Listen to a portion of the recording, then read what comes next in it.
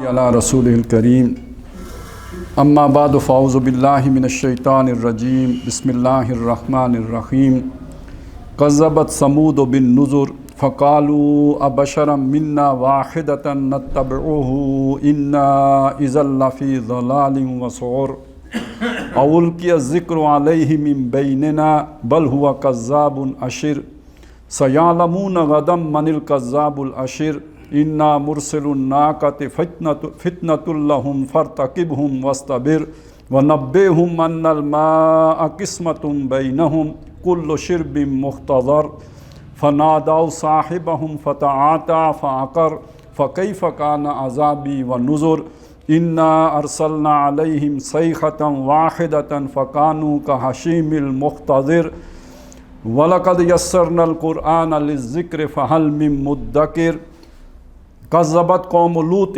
بِالنُّذُرِ إِنَّا أَرْسَلْنَا عَلَيْهِمْ حَاصِبًا إِلَّا آلَ لُوطٍ نَجَّيْنَاهُمْ بِسَحَرٍ نِعْمَةً مِّنْ عِندِنَا كَذَلِكَ نَجْزِي مَنْ شَكَرَ وَلَقَدْ أَنذَرَهُمْ بَطْشَتَنَا فَتَمَارَوْا بِالنُّذُرِ وَلَقَدْ رَاوَدُوهُ عَنْ ضَيْفِهِ فَطَمَسْنَا أَعْيُنَهُمْ فَذُوقُوا عَذَابِي وَنُذُرِ وَلَقَدْ صَبَّحَهُمْ بُكْرَةً عَذَابٌ مُسْتَقِرٌ فَذُوقُوا عَذَابِي وَنُذُرِ وَلَقَدْ يَسَّرْنَا الْقُرْآنَ لِلذِّكْرِ فَهَلْ مِن مُدَّكِرٍ صدق اللہ العظیم رب اشرح لی صدری ویسر لی امری واحلل عقدۃ من لسانی یفقہوا قولی آمین یا رب العالمین۔ سورہ قمر کا ہم مطالعہ کر رہے ہیں۔ یہ دوسرے رکوع کی آیات ہیں جو میں نے آپ کے سامنے تلاوت کی ہیں۔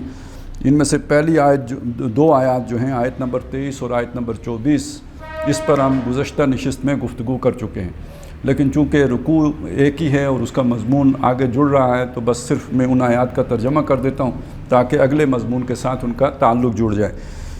تو جس طرح اللہ تعالیٰ نے نوح علیہ السلام کو بھیجا اور ان کی قوم نے نہیں مانا تو ان کو ہلاک کیا گیا، پانی میں غرق کیا گیا اور ان کو کشتی پہ نجات دی، اسی طرح اللہ تعالیٰ نے جو ہے وہ حضرت ہود علیہ السلام کو بھیجا قوم عاد کی طرف، وہ نہیں مانے، وہ ہلاک کیے گئے۔ اور پھر یہ تیسری قوم ہے جسے قوم سمود کہتے ہیں، ان کی طرف اللہ تعالیٰ نے صالح علیہ السلام کو بھیجا۔ تو جب انہوں نے آ کے سمجھایا اور ان کے ساتھیوں نے سمجھایا تو سمجھانے والوں کو جھٹلا دیا، قوم نے نہیں مانا۔ 10 سال 20 سال 100 سال کتنا عرصہ لگا اس کی ذکر نہیں ہے، تو لیکن یہ کہ ایک طویل عرصہ تک وہ سمجھاتے رہے، قوم نہیں مانی۔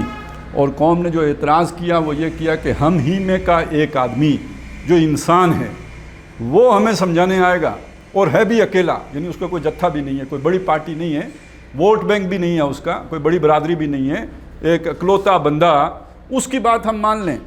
اگر ہم ایسے کریں تو بڑی حماقت کی بات ہے، بڑی بے وقوفی کی بات ہے، بڑی جو ہے وہ سفاہت کی بات ہے، لہٰذا ہم ان کی بات کو نہیں مانیں گے۔ جھٹلا دیا حضرت صالح علیہ السلام کو۔ اسی کے ذیل میں پھر یہ بات بھی آ گئی، اُلْقِیَ الذِّکْرُ عَلَیْہِ مِن بَینِنَا، کیا ذکر، اب القیہ ہوتا ہے کسی شے کو الٹا دینا، اور یہاں پہ الٹا دینا اس معنی میں ہے ڈالا جانا۔ اصل میں تو القاء کا مطلب ہوتا ہے ڈالنا ہے، کسی شے کو کسی کے اوپر ڈالنا، جیسے القاء ایک لفظ ہے، دل پر اللہ نے کوئی خیال ڈال دیا، یہ القاء ہے۔ القیہ مجہول ہے، ڈال دیا گیا، تو کیا ذکر اس کے اوپر ڈال دیا گیا، یعنی وحی اس کے پاس آئی ہے، یہاں ذکر سے مراد وحی ہے جو اللہ کا پیغام آیا ہے۔ من بیننا، ہمارے درمیان، یہ ہمارے درمیان کا کیا مطلب ہے؟ ہمارے درمیان کا مطلب ہے سردار ہمیں، عزت دار ہمیں، دنیا میں سے ہماری ہے، لیڈر ہم ہیں، فن خان ہمیں، چودھری ہمیں، وڈیرے ہمیں، ہم میں سے کا ایک آدمی جس کے پاس اس طرح کی کوئی عزت نہیں ہے، جس کو وہ عزت سمجھنے ہیں، نہ مال، نہ دولت، نہ چودراٹ، نہ کوئی وہ وڈیرا خاندان۔ تو شرافت ان کے ہاں کوئی معیار نہیں ہے، جیسے آج ہمارے ہاں شرافت کوئی معیار نہیں ہے، دولت معیار ہے۔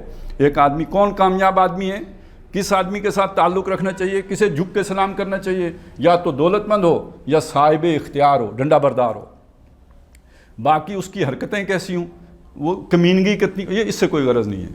تو یہ چونکہ یہ بھی ایک شریف بندہ ہے تو شریف ہوا کرے نا، اس سے کیا فرق پڑتا ہے؟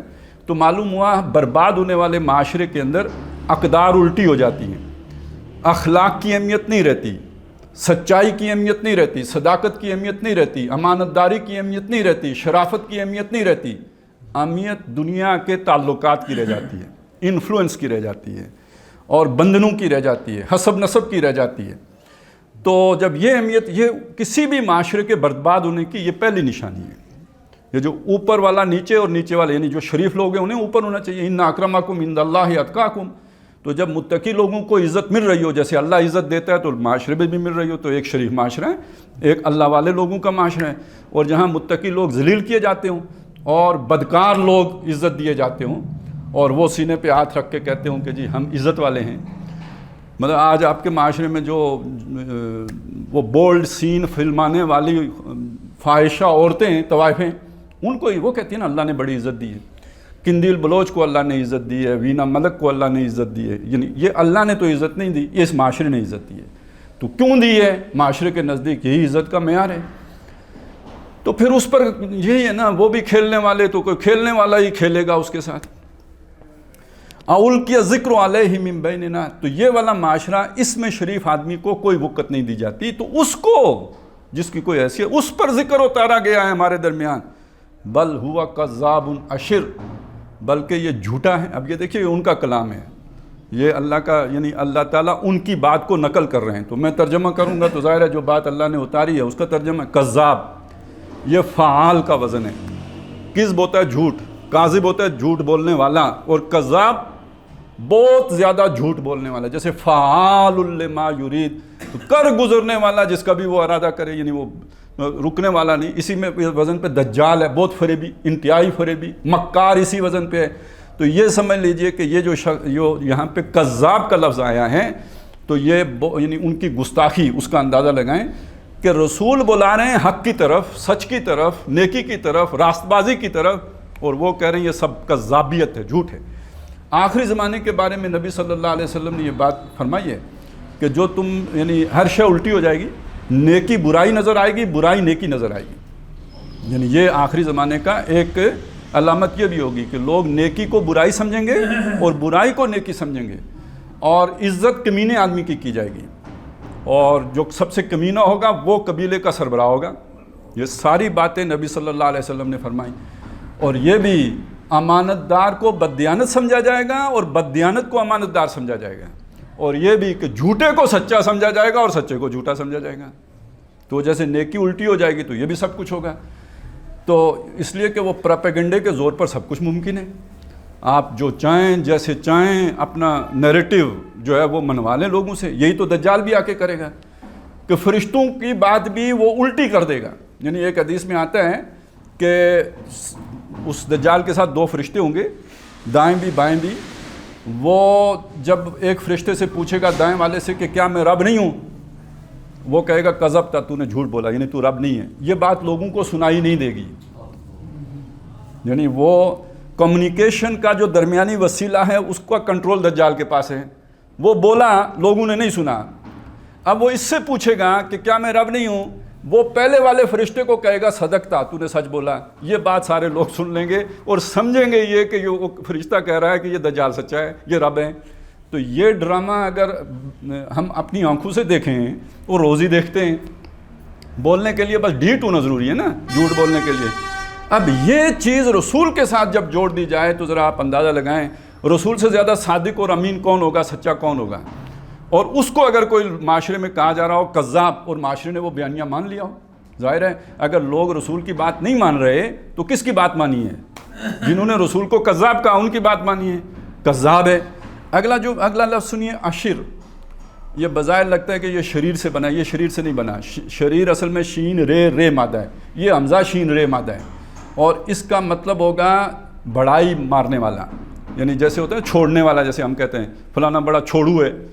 یار کہاں آ گیا اس کے پاس فرشتہ، اور کون سی جنت اور کون سی دوزخ اور کون سی قیامت اور کون سا حشر اور کون سا میدان اور کیا یہ سب چھوڑو.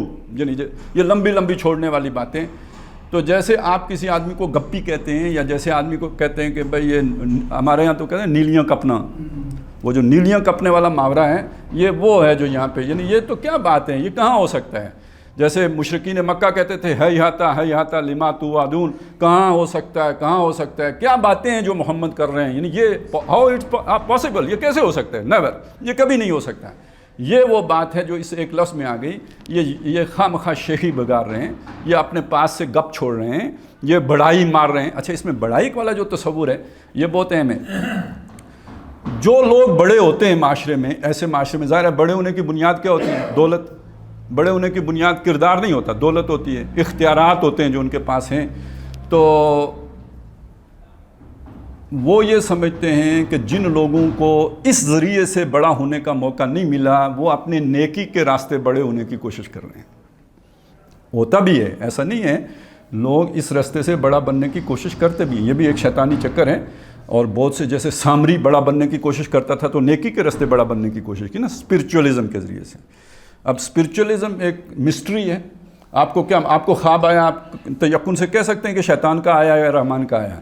تو آپ کو القاء ہوا، دل پر کوئی خیال آیا تو یہ وسوسہ ہے شیطانی یا اللہ کی طرف سے القاء ہے؟ آپ نہیں کہہ سکتے. الہام ہے تو وہ کدھر سے؟ یہ تو انبیاء معصوم ہے نا. مجھے اور آپ کو کوئی خیال آئے تو وہ تو معصومیت، وہ ہو سکتا ہے شیطان کی طرف سے ہو. اب اسے اسپرچولیٹی کے ساتھ آپ جوڑ دیں، روحانیت کے ساتھ، اور دوسرے کو کہیں کہ بھئی میں نے خواب میں دیکھا ہے لہذا تم میری بات مانو. جیسے خضر نے کہا تھا موسیٰ سے کہ میری بات مانو، تو فَإِنِ اتَّبَعْتَنِي فَلَا تَسْأَلْنِي عَنْ شَيْءٍ حَتَّىٰ أُحْدِثَ لَكَ مِنْهُ ذِكْرًا. اگر تو میرے ساتھ چلے گا تو پھر مجھ سے پوچھے گا کچھ نہیں، نو کوسچن، جو میں کرتا جاؤں چپ کر کے دیکھتا جا.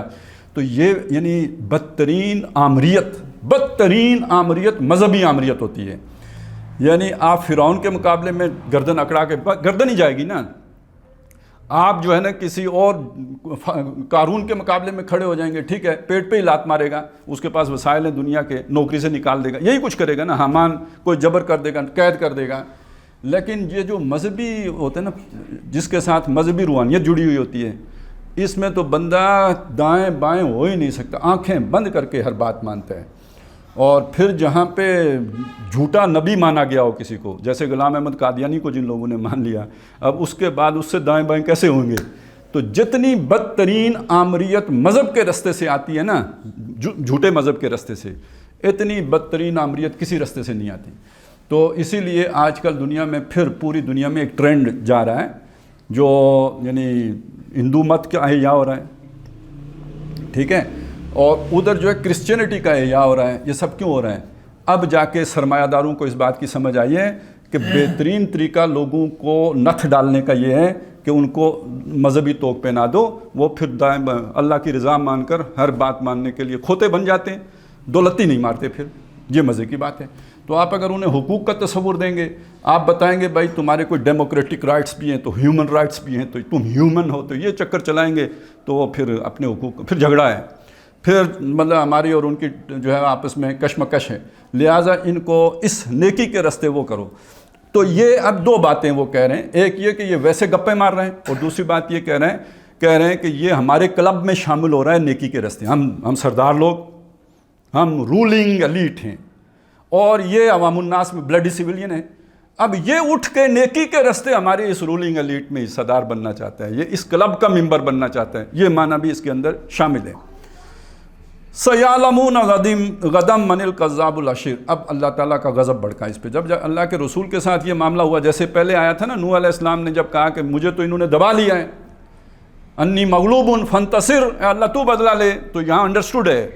اب جب آپ کسی کو جھوٹا کہیں، عام آدمی کو بھی جھوٹا کہیں، وہ کانپنے لگتا ہے بیچارہ کہ میں نے تو جھوٹ نہیں بولا، میری بے عزتی ہو گئی سب کے سامنے، اتنا بڑا سردار مجھے جھوٹا کہہ رہا ہے، تو اب میں اپنی عزت کیسے بچاؤں؟ اس جھوٹ کا داغ میں اپنے ماتھے سے کیسے دور کروں گا؟ تو اب اس کی تو رسول کے ساتھ جب یہ ہوگا تو اس کے دل پہ نہیں لگے گی. حضور کے ساتھ جو ہو رہا تھا کیا دل پہ اثر نہیں؟ اِنَّا نَعْلَمُ أَنَّكَ يَضِيقُ صَدْرُكَ بِمَا يَقُولُونَ. اللہ کہتے ہیں کہ اے نبی ہمیں معلوم ہے جو کچھ یہ بکتے ہیں اس سے آپ کا سینہ بھیجتا ہے، آپ کو بہت دکھ ہوتا ہے جو کچھ یہ کہتے ہیں. تو یہ تکلیف تو بہت ہوتی ہے. ایک شریف آدمی کی کل پونجی زندگی کی کیا ہوتی ہے؟ عزت. اور اسے جھوٹا کہہ دو تو پھر اس کے بعد اس کی عزت کا تو دھیلا ہو گیا. اب کیا باقی رہا اس کے کردار کے اندر؟ جھوٹ تو سب سے بڑی اخلاقی برائی ہے. اگر کوئی بولے تو اس سے بڑی، فرمایا کہ بھئی مومن یہ کر سکتا ہے وہ کر سکتا ہے، جھوٹ نہیں بول سکتا. یہ اللہ کے نبی صلی اللہ علیہ وسلم نے فرمایا. اب آپ اس کو جھوٹا کہہ دیں تو اس کی تو بالکل ہی سمجھے عزت کا دھیلا ہو گیا. تو جب نبی یا رسول اس طرح مغلوب کر دیا جائے پروپیگنڈے کے زور پر، اب اللہ کی مدد، اس کو گویا وہ وقت ہوتا ہے. لہٰذا اب اللہ نے جواب دیا سَيَعْلَمُونَ، ان قریب یہ جان لیں گے، یہ پروپیگنڈا کرنے والوں کو معلوم ہو جائے گا، غدن، کل ہی، کوئی زیادہ دور کی بات نہیں، ویری نیکسٹ ڈے ان کو پتہ لگ جائے گا من الکذاب الاشر، کون ہے جھوٹا کذاب اور کون ہے بڑا بننے والا. یعنی اصل میں تو یہ دونوں خرابیاں تمہارے اندر ہیں. یہ برے لوگوں کی ایک وصف یہ بڑا خاص ہوتا ہے, ان کے اندر جو خرابی ہوتی ہے اسی کا الزام دوسرے کو لگا رہے ہوتے ہیں. وہ کہتے ہیں چور مچائے شور, چور ہمیشہ دوسرے پر الزام دھرتا ہے. جیب کترا سب دوسرے کو کہے گا. اصل میں جو دم کٹا ہوتا ہے وہ چاہتا ہے سب کی دم کٹ جائے تاکہ سب برابر ہو جائیں. تو وہ کریکٹر ایسیسینیشن کرنے کا کام ہمیشہ اسی بندے کا ہوتا ہے کہ جس بندے کے اندر اپنا کوئی عیب ہوتا ہے. تو وہ جو کسی دوسرے کے اوپر جو الزام لگا رہا ہوتا ہے, اگر وہ محض الزام ہے, جھوٹا الزام ہے, تو یقیناً اس کا آئیڈیا اسے کہاں سے آیا, خود اس کے اندر وہ شے اس وقت موجود ہے جس سے اس نے ٹرانسفارم کیا ہے اس کو کسی دوسرے کے اوپر. تو اصل میں تو یہ خود جھوٹے بھی ہیں اور یہ خود بڑے بنے ہوئے بھی ہیں بزوم خیش. تو انہیں کل معلوم ہو جائے گا کہ ایسا حقیقت میں کون ہے. حق یعنی فرقان آ جائے گی, جو سچا ہے اس کی سچائی ثابت ہو جائے گی, جو جھوٹے ہیں ان کا جھوٹ ہونا ثابت ہو جائے گا. اِنَّا مُرْسِلُ النَّاقَةِ فِتْنَةً لَّهُمْ, ہم ان کی آزمائش کے لیے بھیجنے والے ہیں ایک اونٹنی. اونٹنی یہ ایک خاص اونٹنی ہے جو ان کی فرمائش پہ برآمد کی گئی تھی. یعنی ان کی طرف سے جب انہوں نے دیکھا اب یہ تنگ کر رہے ہیں تو آخر انہوں نے ایک بات کہہ دی کہ بھائی یہ سامنے ایک چٹان ہے, یعنی چٹان پڑی, اس چٹان کے اندر سے اسے پھاڑ کر ایک اونٹنی برآمد کرو. یعنی کوئی اونٹنی کا بچہ نہیں, اونٹنی جو گابن ہو, پریگننٹ, پھر ہم مانیں گے کہ آپ اللہ کی طرف سے آئے ہیں. اب اللہ تعالیٰ نے کر دیا. یعنی وہ جو آپ نے ڈیمانڈ کی وہ ہم پوری کر دیتے ہیں. ماننا تو انہوں نے پھر بھی نہیں تھا, لیکن ساتھ کہا کہ یہ ہم نے اونٹنی بھیجی ہے ان کو آزمانے کے لیے. اب آزمائش کا ذکر آگے آ رہا ہے. اللہ سے کوئی شے مانگیں تو اس کا یہ مطلب نہیں کہ اس جو شے آپ کو ملی ہے اس میں خیر ہے. آپ نے اللہ سے اولاد مانگی, ضروری نہیں ہے کہ وہ اولاد آپ کے لیے خیر بنے.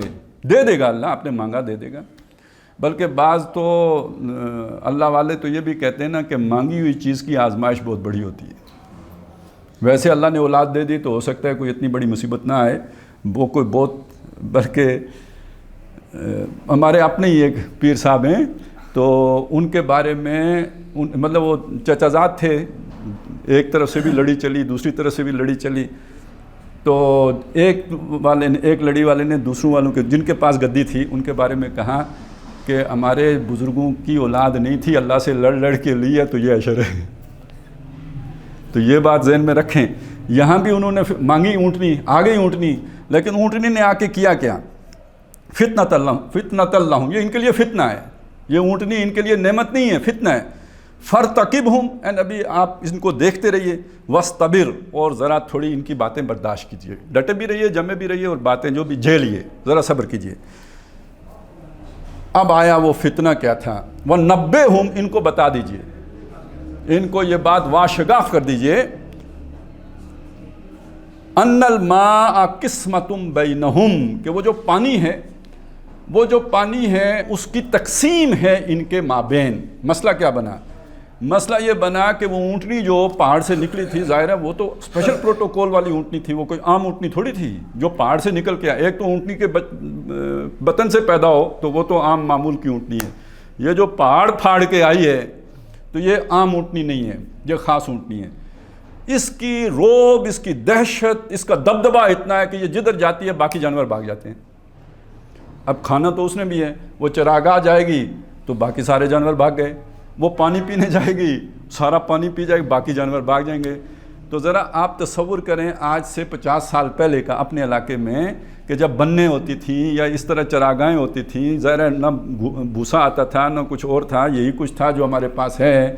تو اب اگر کسی کو بن روک دو کہ بھائی تم نے آ کے اپنے جانور یہاں سے پانی نہیں پلانے تو کیا ہوگا؟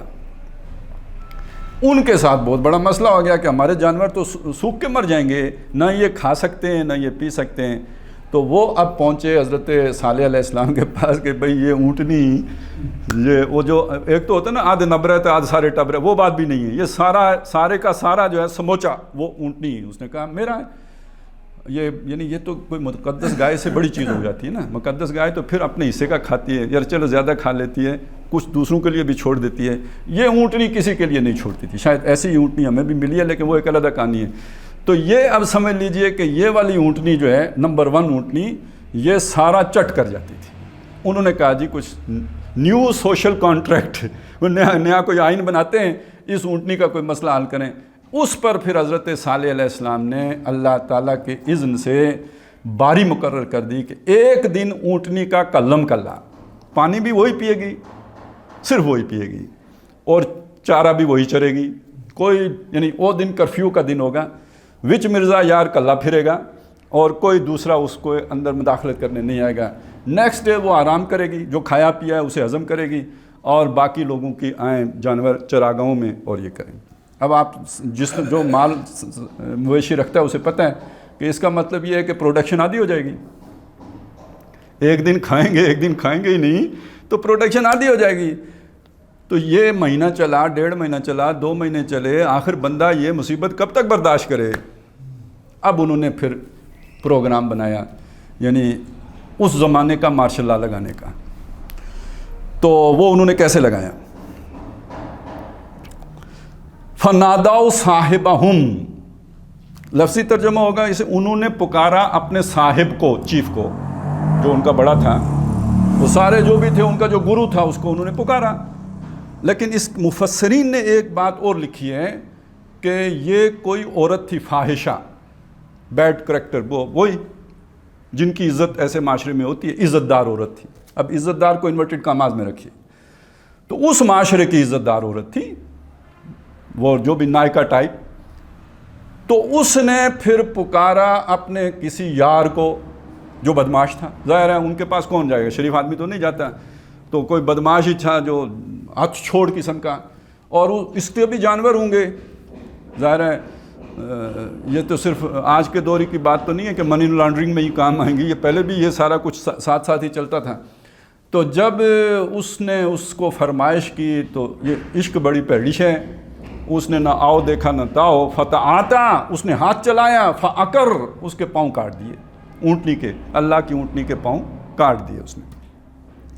اچھا یہ کوئی پہلا واقعہ نہیں ہے, مطلب یہ ایک ہی واقعہ نہیں ہے قرآن مجید میں. حضرت یحییٰ علیہ السلام, یہ جب حضرت زکریا بوڑھے ہو گئے تو انہوں نے وہ بھی اللہ سے مانگ کے لیے تھے, لیکن وہ مانگنا وہ بہت ہی وحنان من لدنہ, وہ زکا, وہ بہت ہی ہماری طرف سے بہت ہی جو ہے نا نیک سیرت اور بہت ہی پاکیزہ نیت کے مالک تھے. وہ برم بوالدیہ, والدین کے لیے بہت ہی نیکوکار تھے. اور وَلَمْ يَجْعَلْهُ جَبَّارًا نَصِيًّا, اور اس کو نہیں بنایا تھا اللہ نے کوئی جبر کرنے والا اور نافرمانی کرنے والا.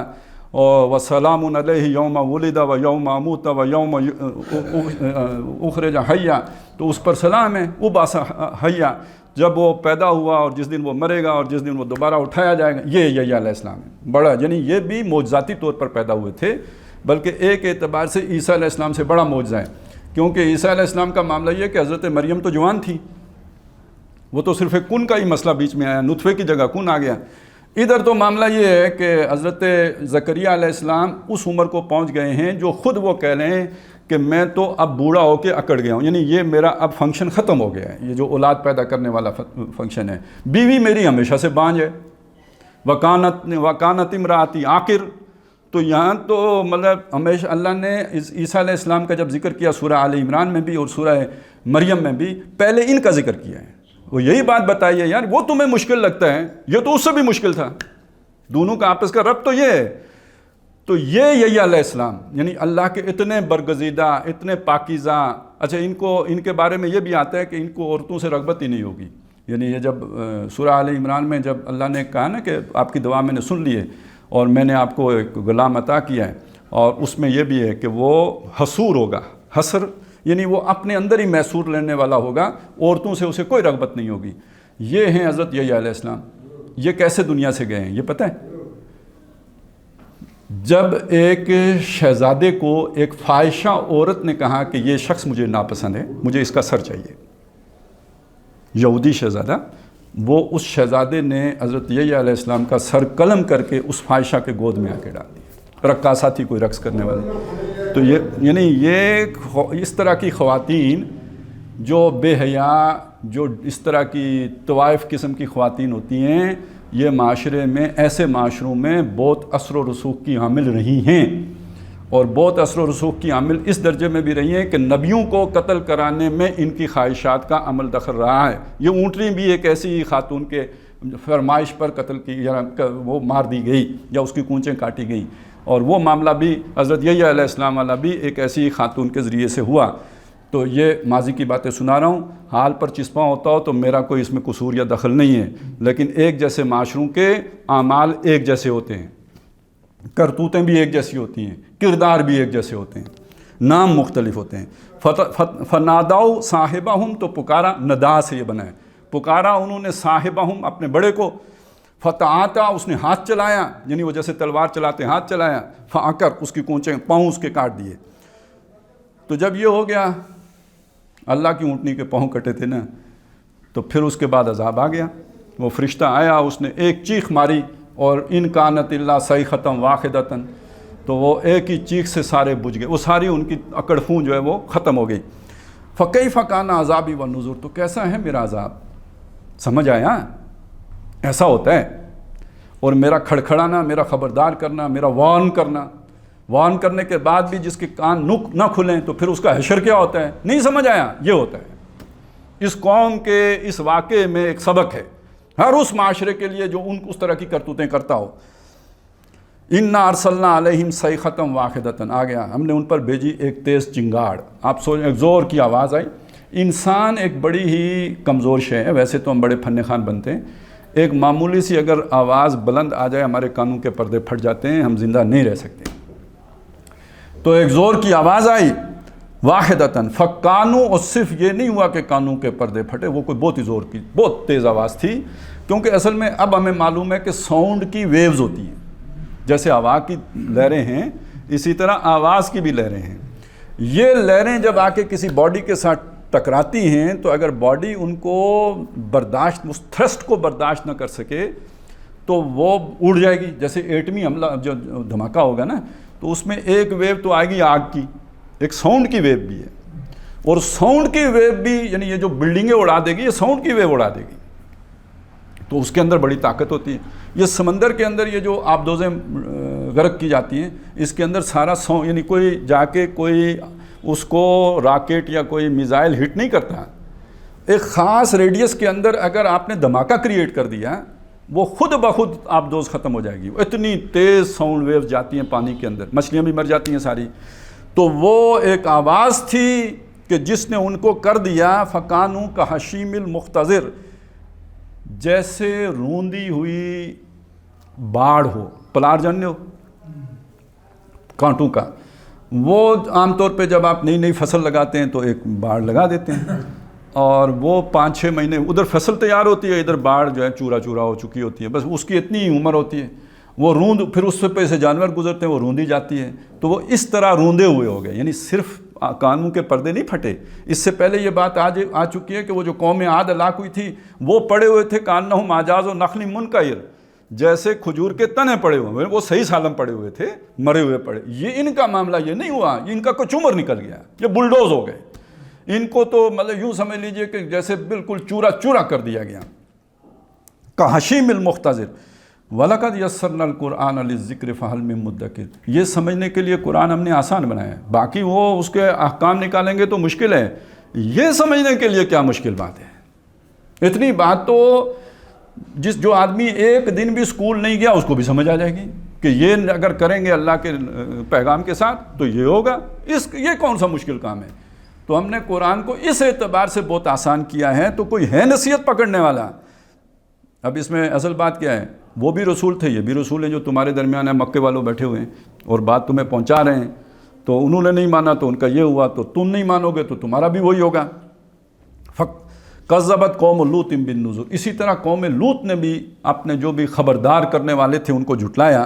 انا ارسلنا علیہم حاصبا، ان پر ہم نے بھیجا پتھراؤ، یعنی وہ جو ان پر پتھراؤ برسایا، الا آل لوط، سوائے لوط کے گھر والوں کے۔ ذرا اس کو سمجھ لیجئے، میں نے آپ کو یہ بتایا تھا نا، نوح علیہ السلام، پھر ان کے بعد ہود علیہ السلام، اور پھر ان کے بعد حضرت صالح علیہ السلام، علاقے بھی بتائے تھے، یعنی حضرت نوح علیہ السلام عراق، حضرت ہود علیہ السلام جو ہیں وہ یہ جو یمن کے ساتھ جو سعودی عرب کا ایریا لگتا ہے، صحرا رب الخالی، اور ہجر کا علاقہ تھا بحیرہ احمر کے ساتھ، جو جہاں پہ حضرت صالح علیہ السلام، یہ سمود کی بستی جسے ہجر کا علاقہ کہتے ہیں، یہاں پہ حضرت صالح علیہ السلام آئے۔ حضرت لوط علیہ السلام جو ہیں یہ حضرت ابراہیم علیہ السلام کے بھتیجے ہیں۔ حضرت ابراہیم علیہ السلام عراق سے ہجرت کر کے پہنچے تھے شام کے علاقے میں، جو آج کل آپ کے اسرائیل کے پاس ہے، یہ وہ ان کا مسکن تھا، یہاں پہنچے۔ یہاں سے جو اوپر بحیرہ مردار کی طرف آپ جائیں، جو سعودی عرب سے بھی شمال کی طرف ہے، اور مصر کی طرف جو اس طرف یہ بنے گا، تو بحیرہ مردار کے ساتھ یہ بستیاں تھیں دو، ان کا نام تھا صدوم اور عمورہ۔ یہ اس زمانے کی بہت ماڈرن بستیاں تھیں۔ جو کچھ آج دنیا میں ہو رہا ہے نا، یعنی یہ سیکس کے اعتبار سے گندا کھیل، مرد کا مرد کے ساتھ اور عورتوں کا، وہ عورتوں تک کبھی نہیں پہنچے تھے، اتنے ترقی یافتہ نہیں تھے، مرد ایک دوسرے کے ساتھ شہوت رانی کرتے تھے۔ یہ وہاں کا نارمل ایکٹ ہو گیا تھا، اور اتنا نارمل تھا کہ یہ بازاروں میں بھی کر لیتے تھے، مجلسوں میں بھی کر لیتے تھے، بلکہ بعض جگہوں سے معلوم ہوتا ہے کہ ان کا باقاعدہ اس میں کوئی مقابلہ بھی ہوتا تھا، یعنی وہ جیسے ہوتا ہے نا پہلوانی، تو یہ بھی ایک ان کے مقابلے کی چیز تھی۔ تو اس حد تک وہ جو ہے وہ حد سے نکل چکے تھے۔ لوط علیہ السلام اس قوم کے فرد نہیں تھے، وہ ظاہر ابراہیم علیہ السلام کے بھتیجے ہیں، تو وہ ان کو اللہ تعالیٰ نے اس قوم کی طرف مبعوث فرمایا تھا، اور ان کے جو اپنی زوجہ تھیں وہ وفات پا چکی تھیں، ان کی بیٹیاں تھیں وہ ان کے ساتھ تھیں، یہاں انہوں نے دوسری شادی کی تھی جو اس قوم کی خاتون تھی، اور وہ کہتے ہیں کہ دل و جان سے ان کے ساتھ نہیں تھی۔ تو یہاں پہ بتایا کہ الا آل لوط، سوائے لوط کے گھر والوں کے، یعنی جو ان کی بیٹیاں اور حضرت لوط علیہ السلام، ان پر کوئی ایک بندہ بھی ایمان نہیں لایا تھا، پوری بستی میں سے ناٹ اے سنگل پرسن، کسی نے ایمان نہیں لایا تھا، یہ اکیلے ہی تھے، اور ان کی بیٹیاں تھیں۔ نجیناہم بسحر، ان کو ہم نے بچا لیا سحری کے وقت، سوائے ان کی بیوی کے، وہ پیچھے رہ گئی اور وہ ہلاک کر دی گئی سحری کے وقت، یعنی اس کا مطلب ہے رات کے وقت وہ جو فرشتے آئے تھے، پورا واقعہ اگر آپ کے ذہن میں ہو، وہ خوبصورت لڑکوں ہی کی صورت میں آئے تھے، قوم لڑکوں کی بڑی دیوانی تھی، اور ویسے تو حضرت لوط علیہ السلام کو بھی نہیں پتہ تھا کہ فرشتے ہیں، وہ پریشان ہو گئے کہ یار ان کی میں عزت کی حفاظت کیسے کروں گا، انہوں نے گھر میں چھپا لیا۔ تو کہتے یہی ہے، مفسرین نے یہی اندازہ ظاہر کیا کہ ان کی بیوی نے خبر کر دی قوم کے جو بھی اس طرح کے مزاج کے لوگ تھے، تو وہ پھر آ گئے شام کے وقت، انہوں نے کہا جی ہمارا شکار ہمارے حوالے کریں۔ حضرت لوط علیہ السلام نے ہر طرح کی منتیں کی، ہر طرح کی آفریں کی کہ مجھے رسوا نہ کرو میرے مہمانوں کے سامنے، لیکن یہ کہ وہ باز نہیں آئے، اور پھر وہ فرشتوں نے حضرت لوط علیہ السلام کو بتایا کہ آپ پریشان نہ ہوں، تو ہم کوئی اور ہی مخلوق ہیں، یہ ہم تک کدھر پہنچیں گے، نیور۔ اور پھر انہوں نے اس موقع پہ ایک ہاتھ گھمایا، اور اس کے نتیجے میں سارے اندھے ہو گئے۔ رات انہوں نے اندھے پن میں گزاری ہے، بس ٹامک ٹوئیاں مارتے، ایک دوسرے کو ٹٹولتے۔ سحری کے وقت وہ عذاب ٹوٹا ہے جس کا ذکر آیا ہے، اور اس سے پہلے انہوں نے حضرت لوط علیہ السلام کو کہا کہ اپنی بیٹیوں کو لے کے آپ نکل جائیں، پیچھے مڑ کے نہیں دیکھنا ہے، بس آپ جو ہے اس بستی سے نکلیں، یہاں بہت بڑی تباہی آنے والی ہے۔ ظاہر ہے آپ آج اگر وارننگ ایشو ہو جائے کہ یہاں پہ وہ ابھی جو میزائل بھول کے آ گیا میاں چنو، جو 16 سیکنڈ میں 124 کلومیٹر فاصلہ طے کیا اس نے، سمجھے؟ آپ وہ کہتے ہیں بھول کے آئے ہیں، یا بھول نہیں، انہوں نے بتایا کہ ہمارے پاس یہ کیپیبلٹی ہے، اگر آپ کوئی دفاع اپنا کر سکتے ہو تو سوچو۔ یہ اسی طرح مطلب طریقہ کار یہی ہوتا ہے اپنے اسٹرینتھ بتانے کا۔ تو اب وہ اگر یہاں پہ کوئی آج بتا دے شام کو کہ بھائی یہاں صبح سے پہلے وہ میزائل ایٹمی وار ہیڈ کے ساتھ آ رہا ہے، تو پھر جو ہم دھڑکیاں لگائیں گے اس کا آپ اندازہ لگائیں۔ تو وہ تو حضرت لوط علیہ السلام کو انہوں نے بتایا کہ جی آپ تو نکلیں، ادھر بہت بڑی تباہی آنے والی ہے، بہت بڑا ایٹمی حملہ ہونے والا ہے، آپ یہاں سے نکلیں۔ اور یہ جو نکلنا ہے نعمتم من عندنا، یہ ہمارے پاس سے نعمت ہے، بہت بڑا احسان ہے جو ہم نے کیا ان کے، یہ اس عذاب سے بچنا کوئی آسان کام نہیں ہوتا۔ یہ جو عذاب آتا ہے اس میں گیہوں کے ساتھ گھن بھی پستا ہے۔ وَاتَّقُوا فِتْنَةً لَا تُصِيبَنَّ الَّذِينَ ظَلَمُوا مِنْكُمْ خَاصَّةً، اس فتنے سے ڈرو جو تم میں سے صرف ظالموں کو اپنے لپیٹ میں نہیں لے گا، نیکوکار بھی رگڑے جائیں گے۔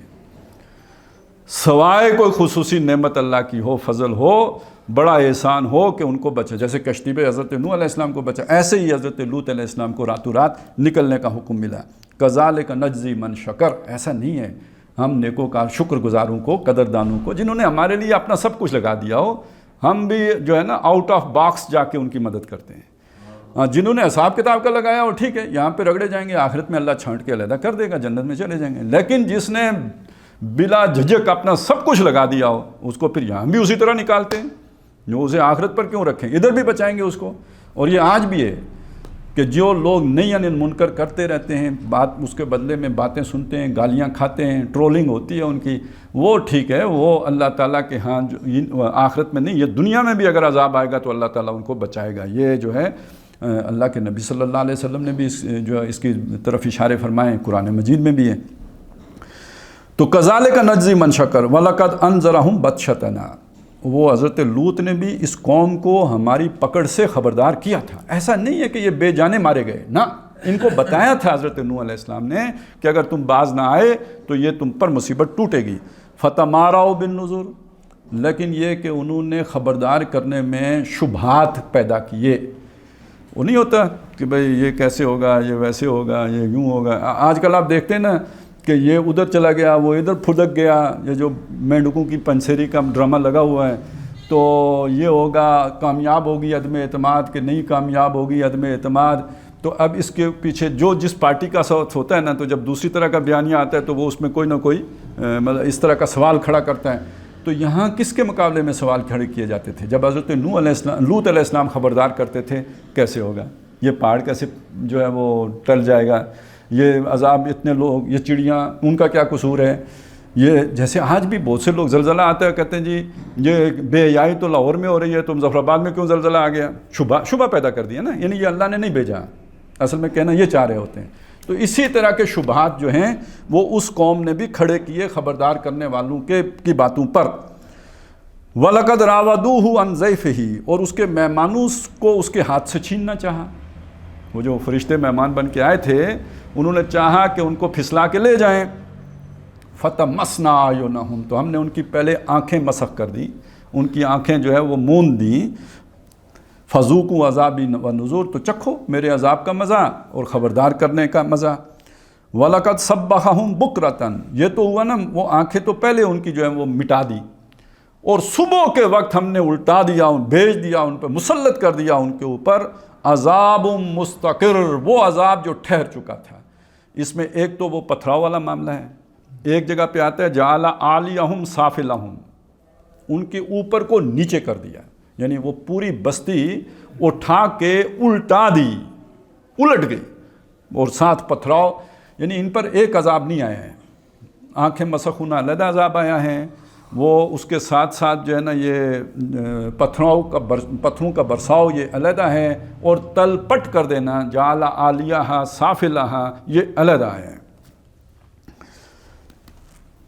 فَذُوقُوا عَذَابِي وَنُذُرِ، چکھو میرے عذاب کا مزہ اور خبردار کرنے کا۔ وَلَقَدْ يَسَّرْنَا الْقُرْآنَ لِلذِّكْرِ فَهَلْ مِن مُدَّكِرٍ، تو ہم نے قرآن کو یاد دہانی کے لیے آسان بنایا ہے، تو کیا ہے کوئی یاد پکڑنے والا؟ اور آگے تو ہم چلیں اگلی پڑھ لیں گے، لیکن اس کے بعد فرعون کا ذکر ہے، اور اس کے بعد جو ذکر ہے وہ مشرکین مکہ کا ذکر ہے۔ اکفارکم خیر من اولئکم، سوال ہے تمہارے کافر، یعنی جو اے مسلمانوں یہ جو کفر کر رہے ہیں یہ ان کافروں سے بہتر ہیں کیا؟ اس سوال کے اندر اصل بین السطور ہے کیا؟ اگر ان کافروں کو اللہ نے اس عذاب سے دوچار کیا ہے تو ان کافروں کو اس عذاب سے کیوں نہیں دوچار کرے گا؟ میں وہ بات کو آگے بڑھانا چاہتا ہوں۔ آج کے کافر جو فرعون سے 10 گنا بڑے جابر ہیں، جو بے حیائی میں 100 گنا قوم لوط سے آگے ہیں، تو کیا انہوں نے کوئی اللہ تعالیٰ سے کوئی پرمٹ لے لیا ہے یہ سارے کام کرنے کا کہ تمہیں کچھ نہیں کہا جائے گا؟ تو اگر انہیں کچھ کہا جائے گا تو ہم شرفا اگر چپ رہ کے بیٹھے رہیں گے ہماری بچت ہو جائے گی۔ اگر لوط علیہ السلام کی بیوی نہیں بچی تو بچت تو اندھا دھند سمجھانے میں ہے، نذر، نذیر، خبردار کرنا، وارن کرنا اور رزق لے کے کرنا۔ اس پہ کوئی ناراض ہو تو بس ٹھیک ہے، وہ ظاہر ہے فرعون ناراض ہوتا ہے تو گردن کاٹنے کا حکم دیتا ہے، لیکن بچت اس میں ہے، اپنے آپ کو رزق میں ڈالیں، خطرات مول لیں۔ نوکری جاتی ہے تو بہرحال قبر کے عذاب سے بڑی چیز نہیں ہے نوکری، اور دنیا کے عذاب سے بھی بڑی چیز نہیں ہے نوکری۔ کاروبار اگر کچھ اونچ نیچ ہو جاتی ہے تو بہرحال کاروبار کی ترجیح نہیں ہو سکتی حق کے مقابلے میں، یہ ساری برداشت کریں، انبیاء نے کیے ہیں، آپ بھی کریں، پھر امید رکھیں کہ اگر وہ عذاب آئے گا تو اللہ ہمیں بچا لے گا، یہ نہیں تو پھر سارے پھر لپیٹے میں سارے آئیں گے۔ اور اب تیار کھڑا ہے بھائی، ہر طرف وہ ہوتا ہے نا، جیسے وہ کسی کو گھیر کر لے آتے ہیں تو چاروں طرف سے ہمارے ملک کو گھیر کے لے آئے نا، اب کیا اندر سے بھی جو کچھ ہو رہا ہے اور باہر سے بھی جو کچھ ہے، اب بھی اگر نظر نہیں آتا تو بلی کو دیکھ کے کبوتر آنکھیں بند کر کے سوچتا ہے کہ بلی نہیں ہے، بلی تو موجود ہوتی ہے، چونکہ وہ آنکھیں بند کر لیتے ہیں تو سمجھتا یہ ہے کہ ہماری بھی یہ پوزیشن ہے۔ تو بہرحال ہمارا معاشرہ ان تمام برائیوں کی آماجگاہ بن چکا ہوا ہے، اور اگر ہم نے ہوش کے ناخن نہ لیے تو بہرحال تباہی تو آنی ہے، اور یہ تباہی پوری دنیا پہ بھی آ سکتی ہے۔ سورہ بنی اسرائیل میں اس کا ایک ہلکی سی جھلک دکھائی گئی ہے، قیامت سے پہلے یہ ہونا ہے، وَإِن مِّن قَرْيَةٍ إِلَّا نَحْنُ مُهْلِكُوهَا قَبْلَ يَوْمِ الْقِيَامَةِ أَوْ مُعَذِّبُوهَا عَذَابًا شَدِيدًا۔ کوئی بستی نہیں ہے اس دنیا کے اوپر جس کو ہم قیامت سے پہلے یا ہلاک نہ کر دیں یا شدید ترین عذاب سے دوچار نہ کر دیں، ایسی بڑی تباہی آئے گی۔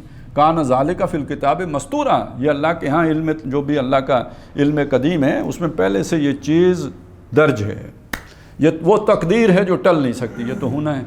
تو اس لیے یہ جو چیزیں آتی ہیں یہ ہمارے سبق کے لیے آتی ہیں اور ہمیں سمجھانے کے لیے، قرآن اس اعتبار سے اللہ نے آسان بنایا ہے، تو بات سمجھ میں آ جائے تو پھر اس کے بعد اللہ سے توفیق مانگنی چاہیے کہ جو ہمیں بچت کا رستہ ہو اس پر چلنے کی توفیق عطا فرمائے۔